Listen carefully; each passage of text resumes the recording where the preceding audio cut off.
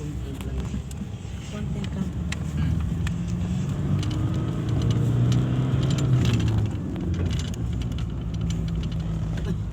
Ano yung mga Ano? Oo. May ano pala yun dito. Sa Tagaytay, o. Sinabi yan. Kaya pala, lagi siya dito eh.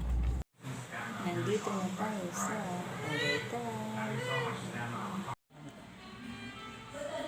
Ang ginawa nila yan dyan ng estado. Doon yun eh.